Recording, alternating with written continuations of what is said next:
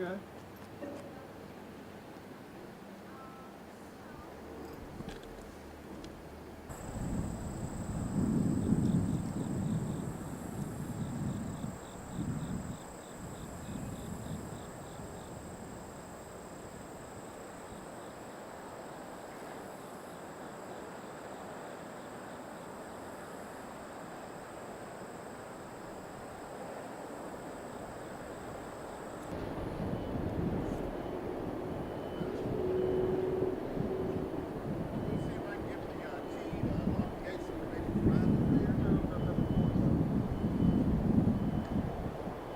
Y'all need a bottle of water? Okay, thank you.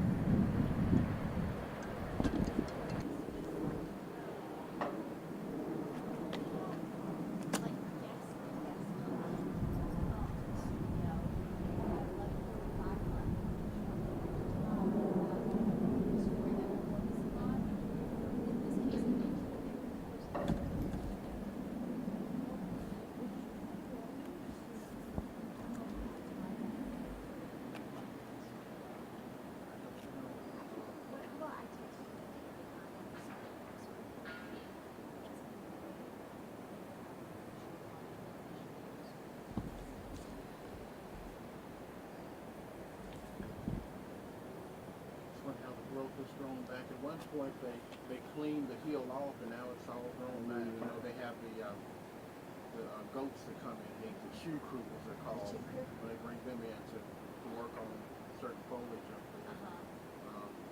Have you ever been to the top? No, I have Oh not. wow, wow. Yeah, you have to come in some sneakers and really come back and Is it explore. is the top something you can get by going on the path? Yes, ma'am. Because it's basically almost a mile all the way around. But it goes up until the very top level. You can see the diamond shape. It's a Napoleonic style fort. You can kind of see.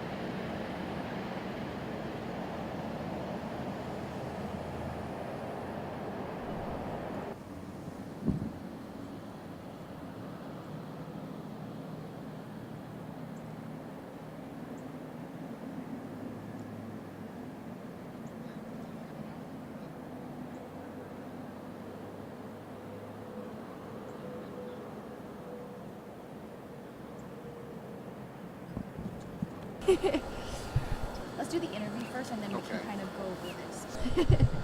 What? I don't look at. Do you have other family members also? Reenactors? No, ma'am. Just you? Just me. It's kind of a calling, you know. I never would have thought. I went to see, as I said, Dennis Boggs and Bill Radcliffe. Dennis plays President Lincoln. After the movie Glory, that's what really started in 1989, people even knowing. I mean, they didn't teach that in school, Yeah. you know, in public schools. I didn't know anything about African Americans in the Civil War. We were just slaves. That's all I ever heard. Yeah. Until the movie Glory brought that out. And so, you know, after that, it got me curious, and I saw in the paper that that gentleman who plays Lincoln and Mr. Bill Radcliffe right there were speaking at the Inglewood Library. And I went there and listened to them speak and came out one day and 14, 15 years later, I'm serving on boards and vice president civil round table and Oh my gosh. chaplain for the, it's just amazing these things Yeah. that have happened over the years. That's, Get that again, sir. Get that again. Oh, sure. Yeah, the wind was blowing.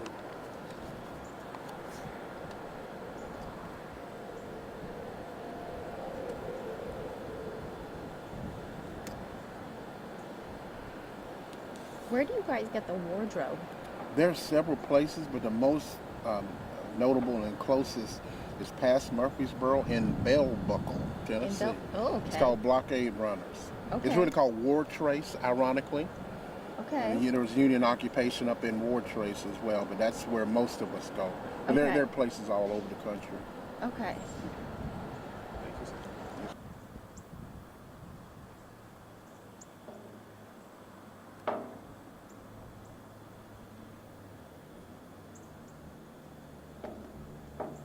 This has been a crazy week. I just ended up doing a story with a gentleman who's doing a profile.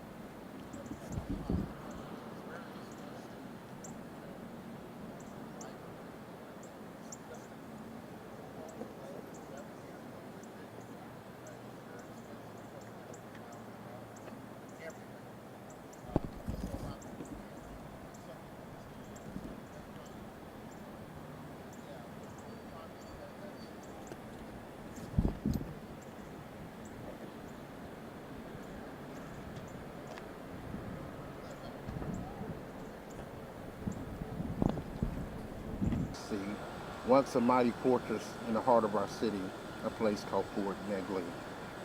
So, it's funny. Do you mind reading this again? Sure. First? You're in our hands now, a task certainly not forsaken. For the city of Nashville we all have gallantly taken. You fortify our thoughts in your new beginning, leaving your mark for the future to see. Once a mighty fortress in the heart of our city, a place we call Fort Negley. So that's one that was very personal and inspired to write, and it's actually in the time capsule here at the fort, so I'm very proud of that. Are you in this photo? Yes, ma'am. I'm right there on the end, and Okay. I'm in front carrying the casket there. Okay. We'll want to get. Do you have any videos of this that you could share with us? Of this, I'm not sure. There are videos online, but I'm not sure which ones That's they okay. are. If anything, maybe we'll get some pictures of that. We'll get some close-ups. But maybe, would we want to? Yeah, these are probably some of them that we want to revisit. You can kind of maybe just kind of go through document and explain to us what we're looking at. Well, of course, here is a certificate from the Sons of Union Veterans, and it acknowledges that my great-great-grandfather, Peter Bailey, was a member of Company K of the 17th USCT, or United States Colored Troops, and relationship with his great-great-grandfather. So, When you see this, how does it make you feel? well, when it was presented to me, it was an emotional moment. Every year, the Sons of Union Veteran Camps, they honor their ancestors. We have a solemn ceremony where there's a song sung by Bill Radcliffe, and they read the names of each ancestor of our camp. Very, very moving ceremony. Many of them are forgotten. Many of them will never know their names, especially with the U.S. Colored Troops. So it's our duty, to carry their legacy on, and so we do our best to do that. And this is a poem I wrote about Fort Negley years ago that Ann Holt used in her piece. Mm-hmm. And it's funny how this poem came to fruition because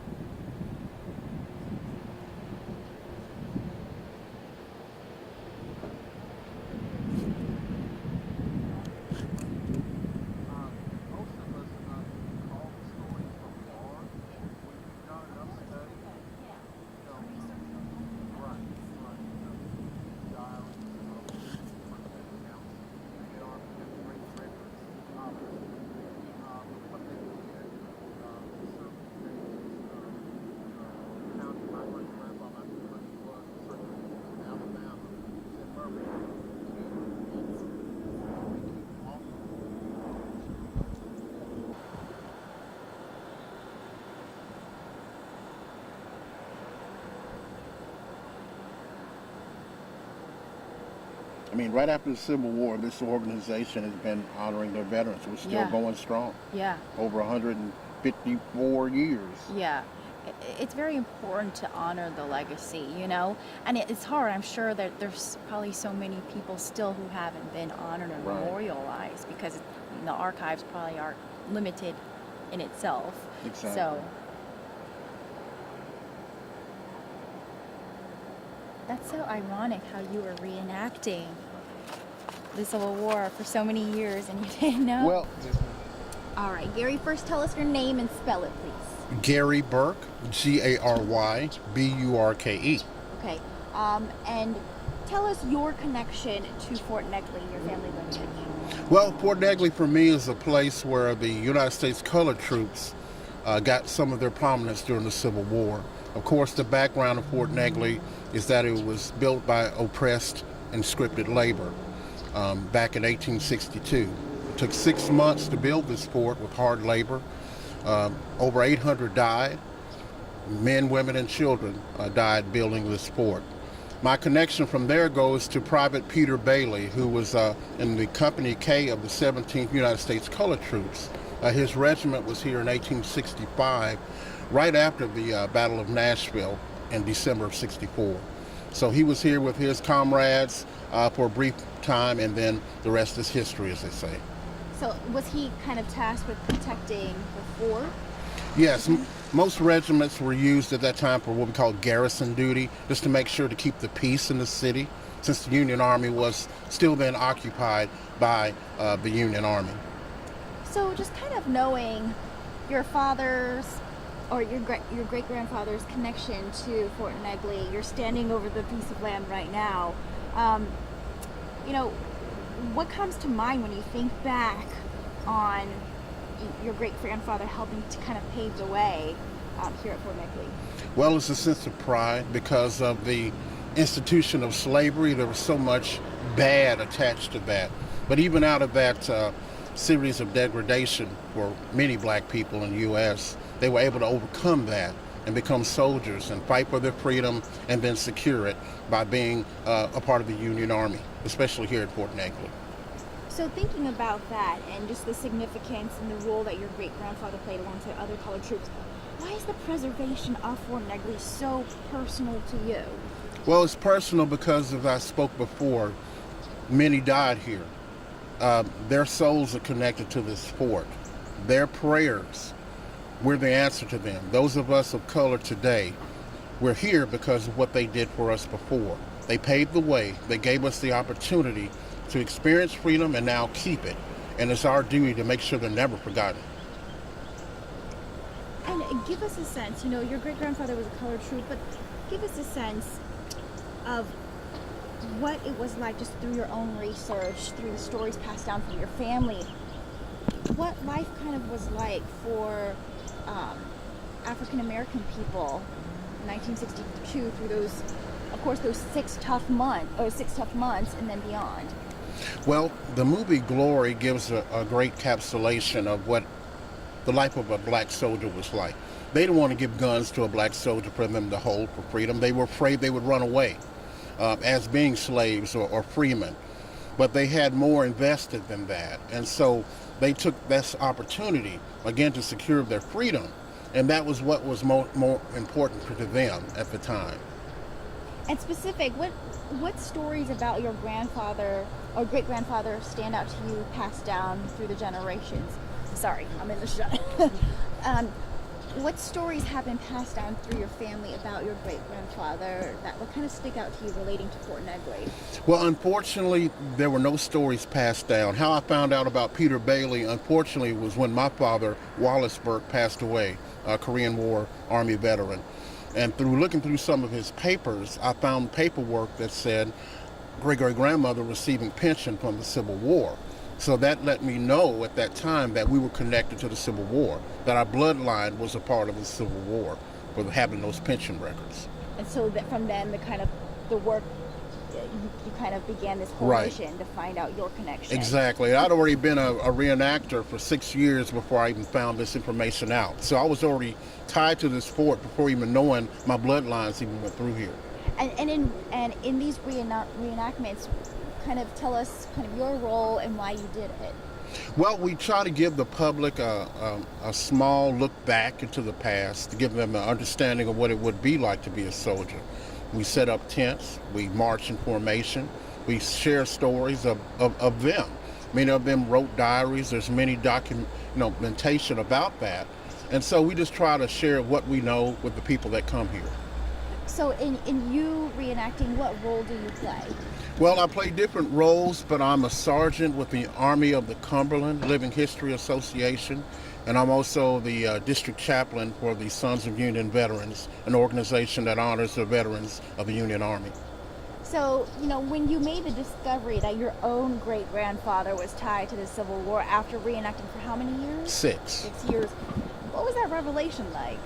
Well, at first, I wept because all the time that many of us put in here before the visitor center was even built, Bill Radcliffe, Dennis Boggs, and myself and others came up on this hill telling the stories before the building behind us was even built. And from there, and other people, it started to grow and build. And then before you know it, we have a visitor center, and now we're telling the stories all the time. So it's a full circle moment. To find that out just gave more honor and dignity to the 10,133 men of color who served in Tennessee. And what year did you make that revelation? That was back in 2007. Okay. So 11 years ago. So kind of going forward, with going back to preservation, the whole debate last year, what to do with Greer Stadium. Now it seems like it has been saved in many ways. What are your thoughts on that? Well, my thoughts are very personal, meaning that those 800 plus and the others who labored here are finally going to be remembered properly. These stories sometimes were never told because of the painful past attached to it. But it took many people in our community and other grassroots organizations to make this happen. It just started with a group meeting here at Fort Negley, and then it grew, and then other people got involved, and before you knew it, we won the battle for Fort Negley. And we thank all of our friends and collaborators for that. And it seemed like once this possible development was on the table, those wanting to say Fort Negley quickly picked up steam from the community.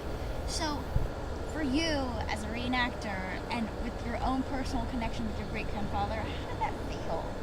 Well, it was a sense of accomplishment, but yet not a sense of we won the battle totally. There's still much work to do. You still have many of those buried on this property that need to be remembered properly. We need a memorial, something to honor those many who were here, so they'll never be forgotten. Right now, we're just telling stories. We need something for the future for people to see, and when they come here, they know that this fort was built by African American labor. So in your mind, what's the proper way to memorialize the sacrifice of a lot of the African Americans here and the Union troops as well? What is, in your mind, what are the different facets of how you imagine properly memorializing their sacrifice? Well, I think, it starts here at Fort Negley, obviously. It should be the hub for U.S. colored troops. I'm sorry, are those bridges bothering you? I feel bad. Oh, I thought I had a bug on it. I'm sorry. Do I scream now? Okay. I think we just got deeper and deeper into the tree. Okay, so let's start again. Sure. What would you say? Okay, sorry. What would you say in your mind are all the facets to properly memorialize the sacrifice of all the Union troops, colored troops, and all the African American laborers who helped to build Fort Negley? Well, I think it starts here on this historic property. I think the best way to pay tribute to all the conscripted labor, the U.S. colored troops, is have a U.S. Colored Troops Institute here to expand Fort Negley, have this the hub where people want to learn more about what happened with the United States colored troops. There are over 200,000 soldiers and sailors who served for the Union Army, the state of Tennessee, 10,133. People need to know about them. People need to connect to them from their families so they can be honored properly. Many were never honored with American flag over their grave. There were several who were Medal of Honor winners that waited till after the Civil War before they were even decorated. Some never got their designation, but we remember them now. We remember them here at Fort Negley.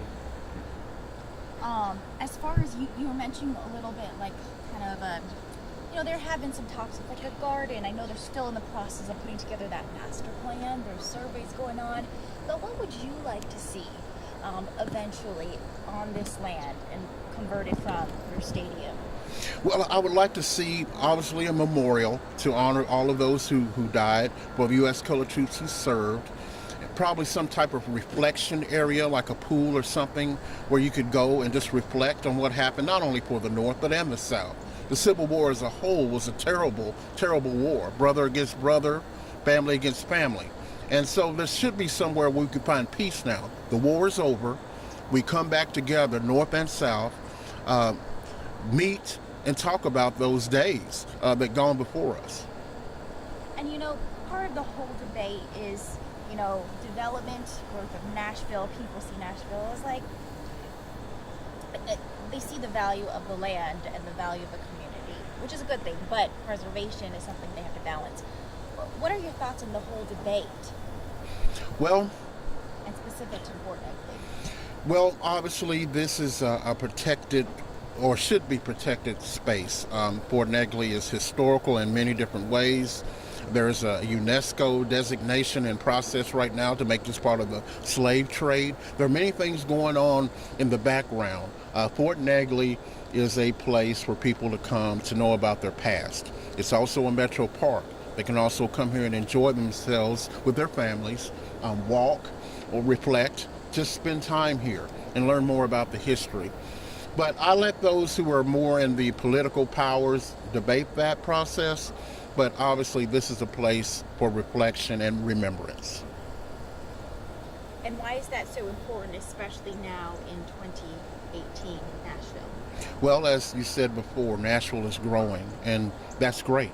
Nashville is called the It City, but we're also a city that is known for our history. And us being a state of Tennessee, being a volunteer state, what better volunteers than those from the Civil War who fought for the North and the South to provide for their families. One last question. Okay, so now it seems like we're sure it's going to be saved. Good news, correct? Correct. For you? Mm-hmm. What would you hope that eventually when the plans are done, whatever this area of this site may look like, whatever it's converted to, whether it be a memorial garden, reflection garden, what do you hope people will come here and walk away with? What kind of sense? Well, a sense of pride, first and foremost, that no matter what color you are or what background, that you have a safe place to go in a very productive city, a place to remember and reflect. As I say many times, Fort Negley is more than a Civil War park. That's part of our history, but it's more than that. It's a green space. It's a great place to go, a place to come and have concerts, do living histories, have people portray, images from the past to come to life. And that's what we do here now with our Living History Association. So to continue that, but expand it. Do you still do the reenactments? Is that still something you guys do right now? Yes. Okay. How often? Several times a year. We always reenact the Battle of Nashville anniversary here around December 15th and 16th, whichever weekend is closest. I'm going to include that in the piece. Great. But where can we find information on that? The Fort Negley site. Okay. Okay. Am I missing anything? Is there anything specific to...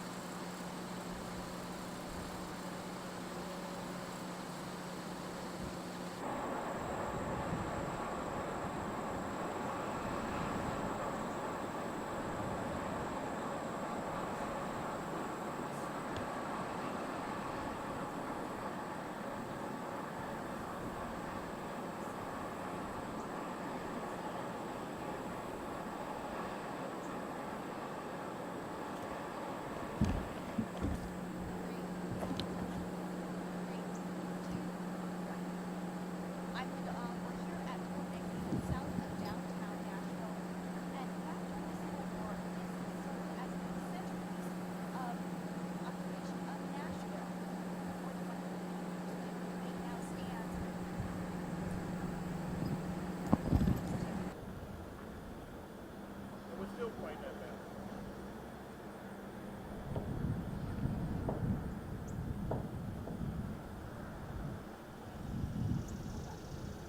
I gotta get